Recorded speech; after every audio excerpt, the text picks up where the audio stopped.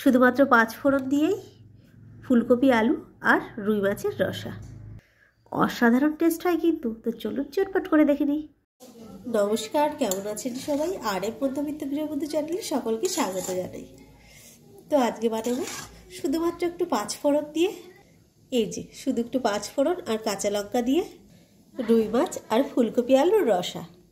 সর্বপ্রথম ফুলকপি আর আলুটাকে শুধু তেলে দিয়ে, সর্ষের তেলে অবশ্যই রান্না করব, সর্ষের তেলে একটু ভেজে দেব।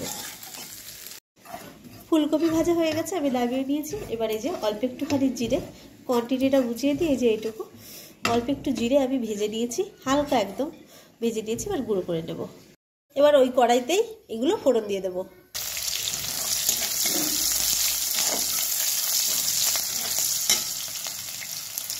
এবারে ফুলকপি আলুটা দিয়ে দেবো। ফুলকপি দিয়ে 1-2 বার নাড়াচাড়া করে জলটা দিয়ে দিলাম। ফোটার অপেক্ষা করবো না কিন্তু, হালকা একটু ফোটা শুরু হয়েছে তখনই কিন্তু মাছটা দিয়ে দেবো। এটাই কিন্তু টেস্টটা সুন্দর আসবে। যেহেতু কোনো মশলা দিচ্ছি না, মাছটা এখন দিলে মাছের টেস্টটা একদম এর মধ্যে অসম্ভব সুন্দরভাবে ঢুকে যাবে। চলুন এবার এটাকে ঢেকে দিই। 2 মিনিট পর ঢাকনা খুলে এই যে একটুখানি আদা করে নিয়েছি, আর এই যে ভাজা জিরেটা আমি গুঁড়ো করে নিয়েছি, এই দুটোই আমি দিয়ে দেবো।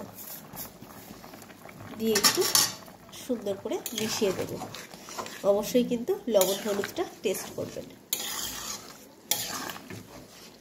একটু নেড়ে দিলাম। এবার আর 3 মিনিট ঢেকে দেবো।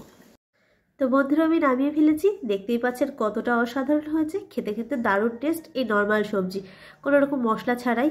তো চলুন আজকের মতো এটুকুই। আপনারাও ঝটপট করে বানিয়ে ফেলুন। আজকের মতো এটুকুই। আবার একটা নতুন রেসিপি আপনাদের সামনে চলে আসবো। টাটা।